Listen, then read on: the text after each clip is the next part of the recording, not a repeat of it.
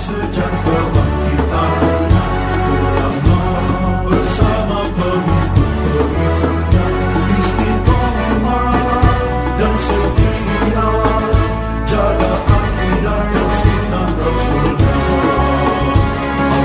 Alhamdulillah segala puji baginya ulama bersama pengikut-pengikutnya istiqomah dan setia menjaga agama nusa dan bangsa.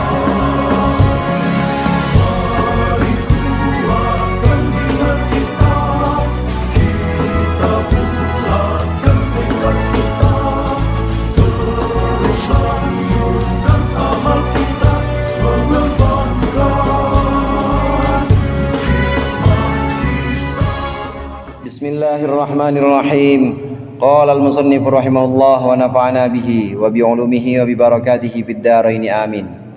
At-takfinu, ini adalah pembahasan tentang mengkafankan mayit. Takfinul mayyiti fardu kifayatin, mengkafani mayit itu hukumnya fardu kifayah. Lima sahha anna rajulan kana ma'an nabiy sallallahu alaihi wa alihi wasallam, karena hadis sahih bahwasannya bahwasannya seseorang ada bersama Rasulullah sallallahu alaihi wasallam. Fa waqasathu naqatuhu wa huwa muhrimun, maka kemudian ontaknya menyeruduknya dan dia sedang dalam keadaan ihram muhrim. Faqala nabi, maka Nabi bersabda sallallahu alaihi wasallam, igsiluhu bima'in wa sidrin wa kaffinuhu fi thawbaihi wa la tamassuhu bitayyibin. Mandikanlah orang ini dengan daun bidara, dengan air dan daun bidara, kemudian kafankanlah oleh kalian. Lihat bentuknya jamak, igsiluhu kaffinuhu atau agsiluhu kaffinuhu fi thawbaihi, dalam dua pakaiannya, wala tamassuhu, dan jangan engkau tempelkan dia bitoibin, dengan wewangian, wala tukhmiru, jangan pakai penutup kepala, ra'sahu, akan kepalanya, fa innahu yub'atsu yaumal qiyamah, maka orang ini akan dibangkitkan di hari kiamat, mulabbiyan, dalam keadaan bertalbiyah. Ini dasar hadis sahih tentang kafan, mengkafani mayit, hukumnya fardu kifayah. Kita lihat di sini, agsiluhu pakai dhamir jamak, kemudian kafinuhu pakai dhamir jamak, kalian. Artinya memang ini adalah fardu kifayah, kewajiban untuk orang-orang yang hidup memandikan, mengkafani, kemudian juga menguburkan. Ini kewajiban orang-orang yang hidup. Mayit yang muslim maka wajib dilakukan prosesi ini, memandikan, mensolatkan, mengkafankan, mensolatkan, dan menguburkan. Fardu kifayah dengan dasar ini, dengan dasar hadis yang sahih. Nah, adapun perkataan Rasulullah di sini, la tamassuhu bitoibin wala tukhmiruhu, jangan pakai minyak wangi dan juga jangan tutup kepalanya. Ini khusus untuk orang yang muhrim. Muhrim di sini saudara, orang yang ihram maksudnya, baik ihramnya ihram umroh maupun ihramnya ihram haji. Jangan dipakein minyak wangi dan juga jangan ditutup kepalanya. Kalau untuk laki-laki ya, ini kan rojul untuk laki-laki. Kalau perempuan tetap pakai penutup kepala. Tapi kalau untuk laki-laki jangan. Orang sedang umroh, dia lagi ngambil mikot, sudah ngambil mikot di Ji'ronah misalnya. Nah, begitu tawaf dia meninggal misalnya, mandikan tetap, kemudian dikafankan, tapi jangan tutup palanya. Untuk orang yang ihram, jangan tutup palanya dan juga jangan pakai minyak wangi. Kenapa minyak wangi haram waktu kita ihram? Waktu kita mulai ngambil mikot ihram atau haji, ya mikot ihram umroh atau haji, haram pakai minyak wangi, kena dam, bayar dam. Jadi gimana? Enggak boleh. Kata Rasulullah, karena orang yang sedang ihram ini lagi umroh atau lagi haji meninggal, nanti akan Allah bangkitkan dalam keadaan bertalbiyah, labbaik Allahumma labbaik, saya datang ya Allah, saya menghadap kepadamu. labbaik la syarika lak labbaik, saya datang ya Allah, tidak ada sekutu untukmu. Masih terus ngomong gitu. Lagi orang-orang lagi pada sibuk, dibangkitkan, ada yang nafsi-nafsi tadi gambarannya, ada yang nggak saling kenal, tapi dia dibangkitkan masih dalam pakaian yang ihram, masih dalam pakaian ihram, 2 lapis pakaian ihram itu, atas bawah, palanya nggak ditutup dan masih bertalbiyah. Aku datang menghadapmu ya Allah, aku datang. Talbiyah itu artinya labbaik Allahumma labbaik. Ini dasar hadis tentang wajibnya mengkafankan. Wa qallul kafani saubun yasturu auratahu. Kafan yang paling sedikit, yang minimal itu adalah 1 lembar pakaian yang bisa menutup auratnya. Lima soha anna Mus'ab bin Umair qutila yauma Uhudin. Hadis sahih bahwasanya Mus'ab bin Umair terbunuh di perang Uhud.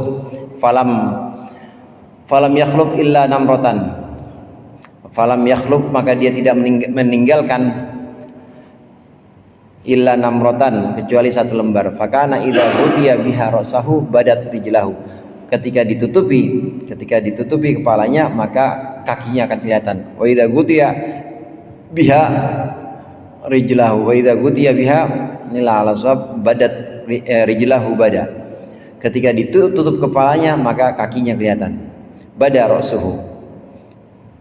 Faqala sallallahu alaihi wasallam, maka bersabda Rasulullah, Ghottu biha ra'sahu waj'alu ala rijlaihi al-adhara. Tutupkanlah kepalanya dan jadikanlah untuk kakinya al-adhara, pakaian yang lain. Ini dasar hadis sahih. Ada seorang sahabat namanya Mus'ab bin Umair. Mus'ab bin Umair ini terbunuh di perang Uhud. Kafannya pada waktu itu karena memang kondisinya tidak meninggalkan apapun, maka hanya ditutup dengan selembar kain. Yang penting bisa menutup aurat. Ditutup selembar kain bukan ditutup begini doang, saudara, maksudnya bukan. Dibungkus tapi cuma 1 lapis. Cuma 1 lapis. Yang penting bisa menutup auratnya, itu minimal. Aurat. Kalau laki-laki, auratnya laki-laki itu apa? Baina surrah wa rubbah. Auratnya laki-laki antara pusar dengan lutut. Kalau memang sudah tidak ada pakaian lagi, dia nggak meninggalkan harta apapun, di kampungannya juga lagi paceklik misalnya, nggak ada apa-apa, yang penting bisa nutup aurat, udah gitu aja. Ini kalau kondisi benar-benar darurat. Kalau tidak, lebih sempurna lagi di atasnya, yaitu yang bisa menutup seluruh badannya, bukan hanya aurat tapi seluruh badan, itu yang lebih sempurna. Yang sempurnanya lagi bukan cuma 1 lapis. Ya, Bang Mahmudi tahu tuh, 2 atau 3 lapis. Bagus lagi sampai 5. Maksudnya 5 di sini ditambahkan juga dengan imamah, tambahkan juga dengan rida atau selendang. Selendang bisa dibikin dari kain kafan juga, itu yang sempurna. Ya. Baju kurung termasuk itu yang sempurna, baju kurung. Laki-laki itu 2 lapis, kemudian ditambah baju kurung, tambah imamah, tambah rida, jadi 5 semuanya. Baju kurung juga yang dimaksud baju kurung yang dipola sendiri, yang mau dia dipola dari kain kafan. Baju kurung yang sempurnanya seperti itu. Kalau tidak ada, maka cukup dengan kain yang menutupi auratnya saja. Ada orang meninggal, memang dia nggak punya warisan apa-apa, kemudian saudara juga nggak punya, kemudian diambilkan dari Baitul Mal, tapi orang-orang juga tidak ada yang mau yang memberikannya, artinya nggak disetujui jika diambil di Baitul Mal, karena ya mungkin hidupnya waktu itu dia nggak ada yang menyetujui kalau diambilkan dari kas negara, ya dia nggak pernah bayar kayak begitu. Dia uang kematian juga kalau ditagihin galakan dia, Anda jangan kasih. Ya udah, kewajiban untuk orang yang hidup menutup auratnya saja, itu minimal kafan. Tapi yang sempurna bagus, ini yang sempurna. Wa akmaluhu ayyukfanar rajulu fi thalathi lafaifa. fi thalathi lafaifa bidin kullu wahidin tasturu jami'al badani laisa fiha qamisun wala imamatun. Ini yang sempurna, seorang laki-laki, mayit laki-laki hendaklah dikafani 3 lapis. 3 lapis yang putih. Setiap lapisan itu bisa menutupi seluruh badan, bukan hanya aurat tapi menutupi seluruh badan. Nah, itu belum termasuk baju kurung dan belum termasuk imamah, belum termasuk udeng-udeng yang di kepala itu, belum termasuk baju kurung dan belum termasuk imamah. Ini yang sempurna. Untuk laki-laki sempurnanya itu 3 lapis yang bisa menutupi seluruh badannya. Ya, 3 lapis kain putih itu yang sempurna. Biasanya langsung Bang Mahmudi ya, langsung di ini langsung dibeberin atau langsung digelar 3. Nah, setelah itu dibuatkan baju kurung dan dibuatkan imamah. Rida tadi tidak termasuk, selendang tadi tidak termasuk. Ini yang sempurna untuk orang laki-laki. Hadis sahihnya lima sahha an Aisyah radhiyallahu anha qalat kufina Rasulullah sallallahu alaihi wasallam, Rasulullah dikafankan fi thalathati athwabin, dalam 3 baju, suhuliyatin laisa fiha qamisun wala imamatun, yang tanpa qamis, tanpa baju kurung dan juga tanpa imamah. Ini yang sempurna 3 lapis. Wa tukfanul mar'atu, bagaimana mayit perempuan? Mayit perempuan dikafani khamsata athwabin, dengan 5 lapis pakaian. Izarun wa khimarun. Pertama izar, kain, wa khimarun, kerudung, qamisun, dan baju kurung, walafafataini, dan 2 lapis.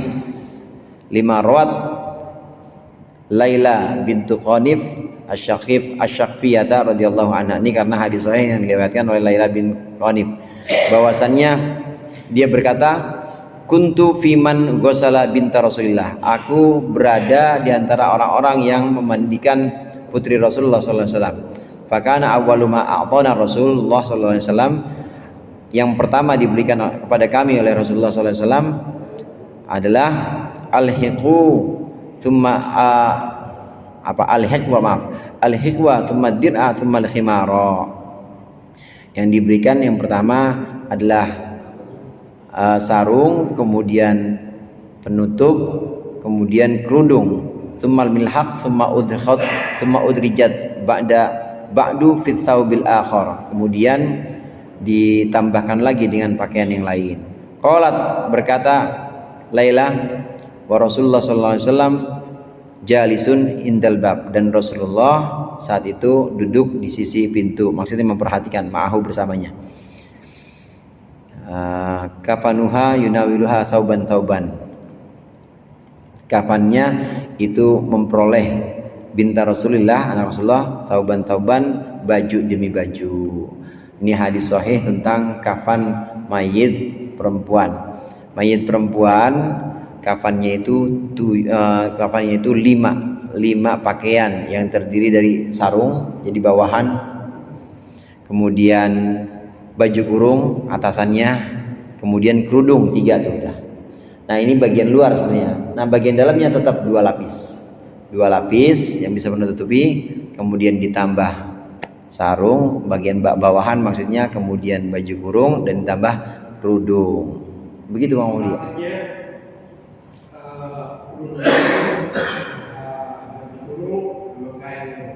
Kain. Dari kafan juga itu ya, semuanya dari kafan. Dari kapal separuh atasnya, juga bagian bawahnya itu tersendiri juga. Tersendiri. Dalamnya, maksudnya kain kapalnya itu 1, 2, ada 2, 3 lapis. Oh, 3 bahkan ya? Iya. Maksudnya masuk ke kain sama baju kurung sama ini. Jadi kain lapis itu yang 2 atau 3 itu di luar? Iya. Di luar ya, 2 sampai 3 buat bungkus ya. 2 sampai 3.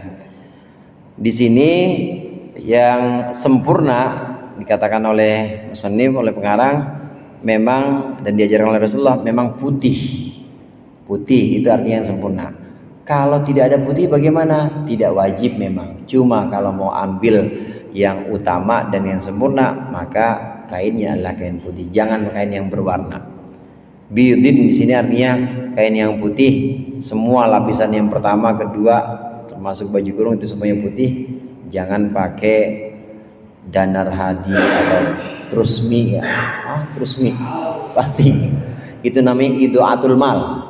Namanya menyia-nyiakan harta. Bagus lagi yang kesenangan dia itu jangan dibawa ke kuburan tapi kasih orang. Selama itu dipakai sama orang, dipakai buat ngaji, insya Allah pahala buat mayit dibagiin. Jadi jangan dibawa kubur. Nih demenan almarhum nih, batiknya pakein dia. Ya boleh sih, boleh ya, cuma ntar malah ngeberatin dia. Justru yang meringankan dan akan jadi pahala itu kalau dikasih orang, nanti orang yang dipakai buat sholat dapat pahala. Orang yang dikasih batiknya almarhum pakai ngaji dapat pahala lagi. Selama itu masih dipakai, itu masih dapat pahala. Termasuk jariyah itu yang ngalir terus. Jadi jelas di sini memang yang dituntun oleh Rasulullah yang sempurna adalah warna putih. Warna lain bukan yang tidak boleh, tapi tidak sempurna. Yang bagus itu warnanya warna putih. Jadi pakai putih doang Ustaz. Iya putih doang udah. Putih doang udah. Yang lain kalau ada yang putih jangan dah pokoknya. Kecuali kalau darurat nggak apa-apa. Kaifiyatut takfin, ini adalah tata cara untuk mengkafani mayit. Yusannu ayyubkhorul kafanu bibukhurin, wallahu a'lam bishawab. Mudah-mudahan bermanfaat. Lebih kurangnya saya mohon maaf. Wallahul muwaffiq ila aqwamit thoriq. Assalamualaikum warahmatullahi wabarakatuh.